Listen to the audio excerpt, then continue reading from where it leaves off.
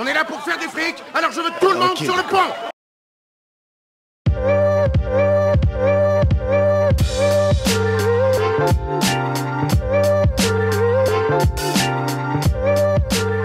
Et bonjour à tous et bienvenue sur la chaîne de l'Hexamone Crypto. Nous sommes le jeudi 19 septembre 2024, il est 7h pile poil. On va faire un point bien sûr sur les news, on va regarder le Bitcoin qui pump, ça fait plaisir, on casse des niveaux clés. Et on va regarder aussi bien sûr les altcoins. Allez, installez-vous confortablement, on démarre directement avec ce calendrier macroéconomique.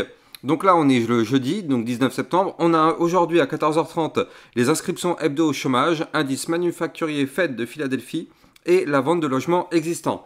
Donc ça c'est ce qu'on doit s'attendre aujourd'hui. Et on va revenir dans la partie des news, donc là dans quelques minutes, sur justement ce qui s'est passé hier concernant le taux d'intérêt qui est la nouvelle majeure qui vient de nous parvenir.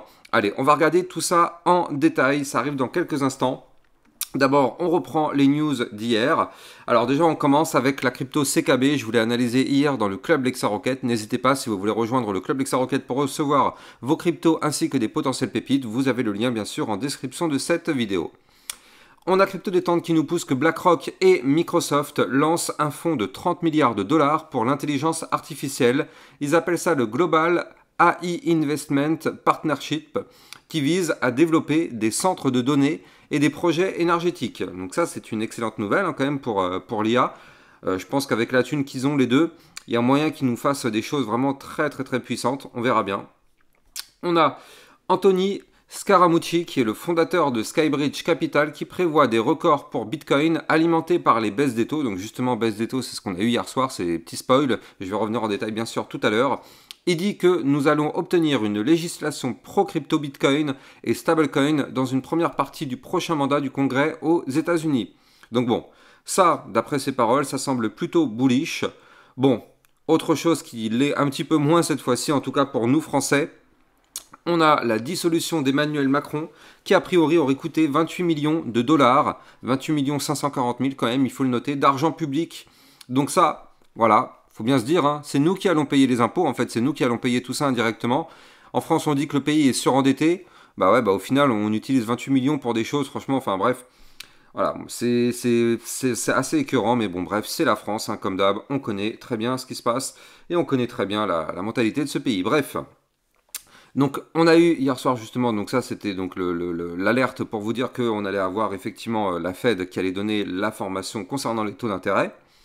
Avant ça, on a eu, donc vous le savez, il y a la token 2049 à Singapour. Et donc on a Vitalik Buterin qui nous fait, je ne sais pas si vous allez l'entendre. Voilà, je vous laisse.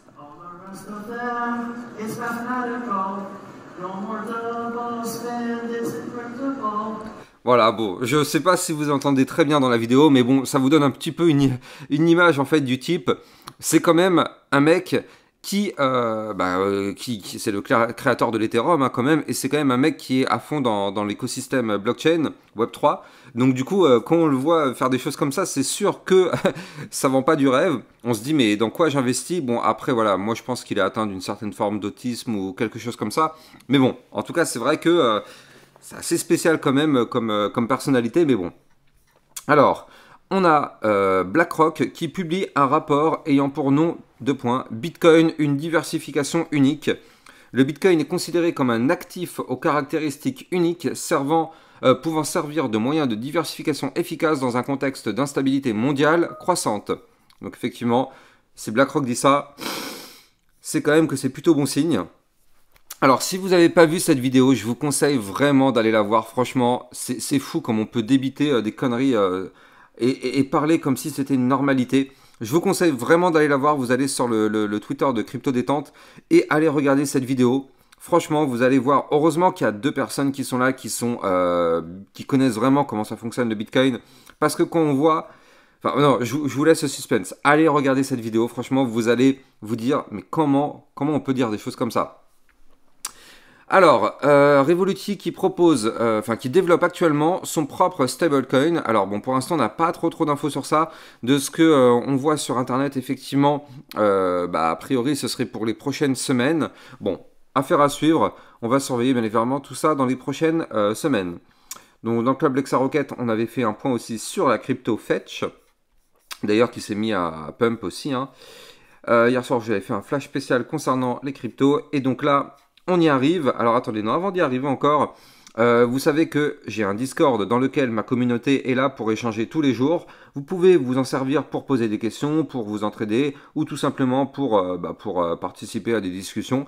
Voilà, c'est tout ce qui touche autour de la crypto bien évidemment et du domaine du Web3, blockchain. Donc n'hésitez pas à aller rejoindre le Discord. Vous avez bien sûr le lien qui est ici et vous l'avez aussi en description de cette vidéo. Allez, on y arrive. On y arrive, ça y est. On a la Fed qui a baissé les taux d'intérêt de 0,5. C'est-à-dire que le consensus avait établi effectivement une potentielle baisse des taux.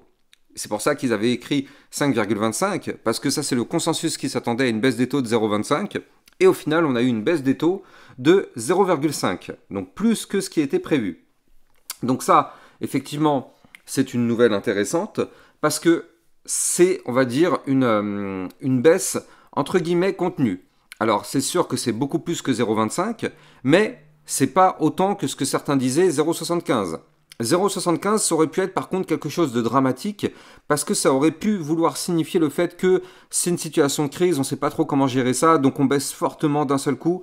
Voilà, ça aurait pu avoir l'effet inverse. Là, 0,25, 0,5, ça reste encore à peu près maîtrisé. Donc c'est pour ça que d'ailleurs ça a été plutôt bien pris par les marchés. On va voir ensemble tout à l'heure que le Bitcoin pump. Et donc là, justement, par rapport à cette baisse des taux, on a le communiqué, donc ce qui a été dit par la suite, voilà, c'est ça. En fait, plusieurs choses.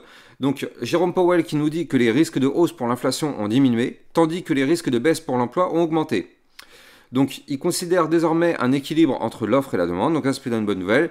La décision sur les taux d'intérêt seront prises au cas par cas lors de chaque réunion. Donc, en général, c'est tous les mois. Donc, effectivement, peut-être que le mois d'après, on pourrait aussi avoir une autre baisse des taux.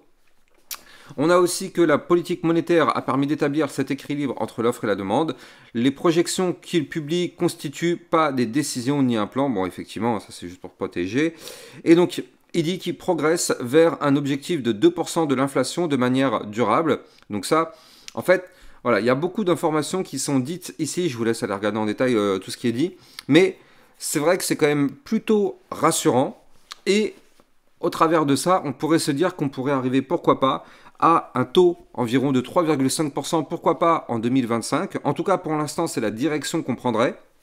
Donc, voilà, on n'est pas à l'abri qu'en cours de route, il se passe des choses. Mais en tout cas, voilà, ce seraient les objectifs. 2025, un taux d'intérêt aux alentours des 3,5%. Ce serait la direction, donc ça voudrait dire qu'on pourrait avoir des nouvelles baisses des taux consécutives. Alors pas forcément tous les mois, hein, comme ce qu'il pourrait y avoir, comme ce que certains pourraient penser, mais en tout cas d'une façon un peu plus diluée. On verra ça en tout cas dans les prochaines semaines et même prochains mois. Allez, sans plus attendre, on va démarrer notre analyse technique.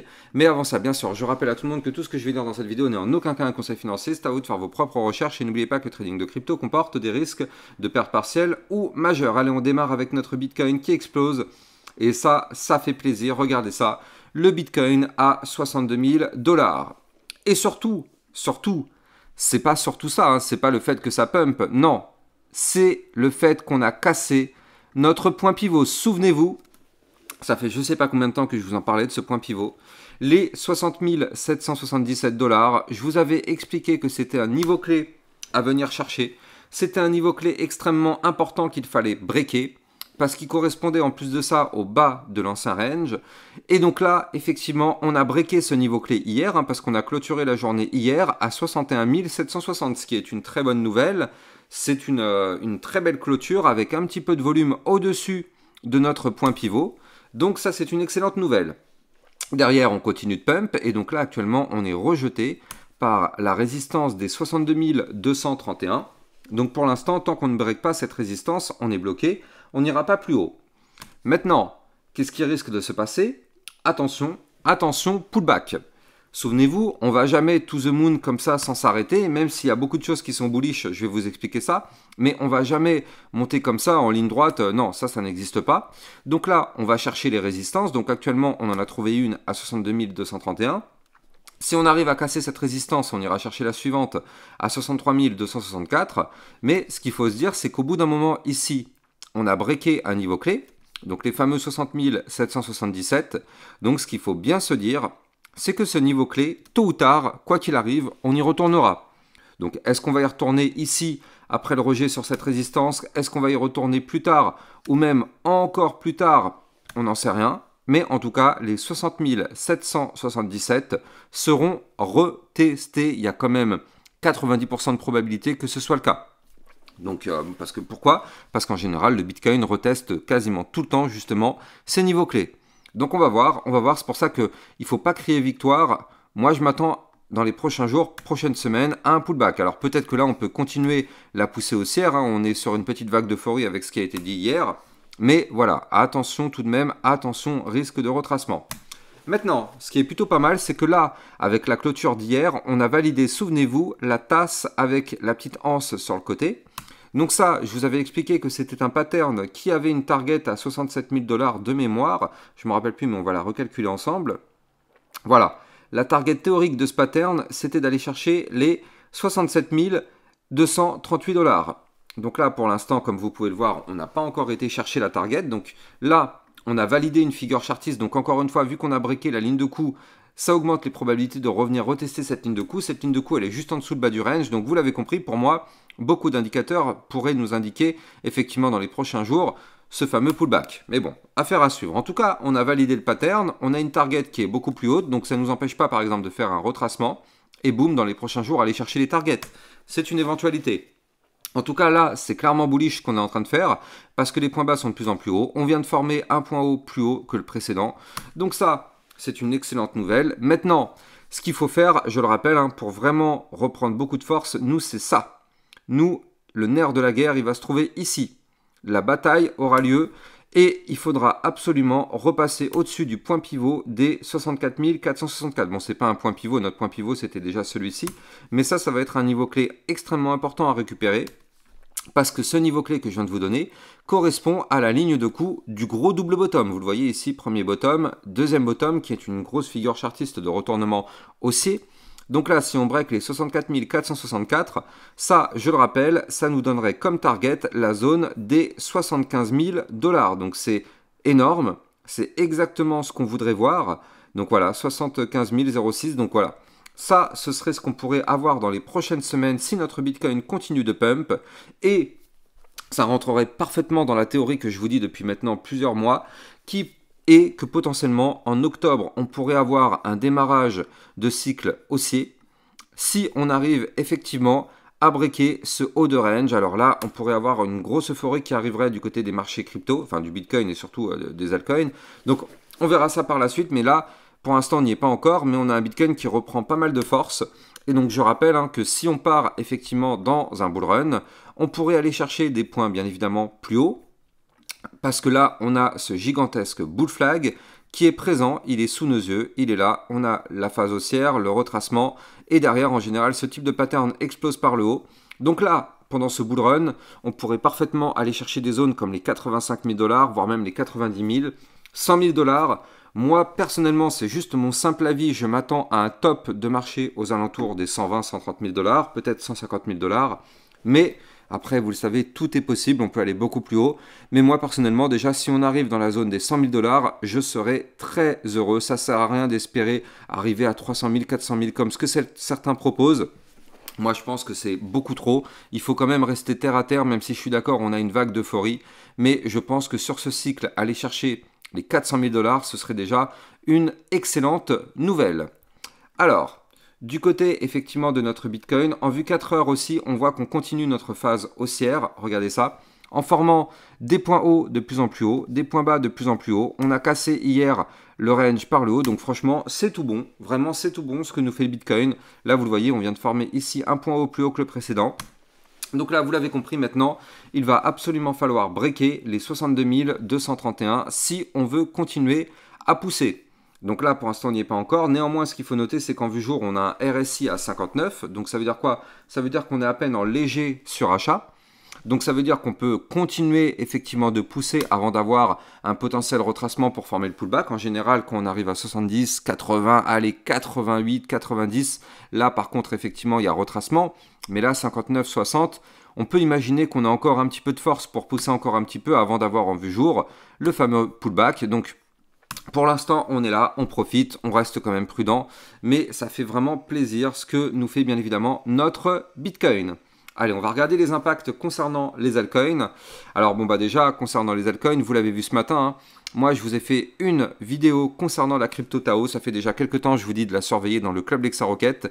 On a vu aussi la crypto NIR Protocol il y a quelques jours. Je ne sais plus c'était quand, on va regarder ça. Lexa, NIR, hop, est-ce qu'il va me la retrouver? Alors, j'ai pas dû taper, faut que je tape Lexamoon. Hop, je ne sais pas de quand datait la vidéo. Voilà, elle datait du 17, donc c'était il y a 2 jours exactement, une belle configuration. Or, on voit qu'aujourd'hui, le NIR Protocol nous pousse un très joli plus 10%. Donc ça fait plaisir, encore une fois, hein, c'est des choses qui sont largement anticipées dans le club LexaRocket. Ça vous permet de recevoir des crypto-pépites. N'hésitez pas à venir me suivre sur Twitter et aussi dans le club LexaRocket. Vous avez ces liens-là en description de cette vidéo. Alors, nous, on va faire un point, bien sûr, concernant déjà le Solana. Donc, que nous fait notre Solana? Ça, c'est, de toute façon, vous l'avez compris, hein, le Bitcoin est en train de pousser, donc forcément, toutes les altcoins sont en train de reprendre de la force. On a un Solana qui est revenu rechercher un niveau clé magnifique. Regardez ça.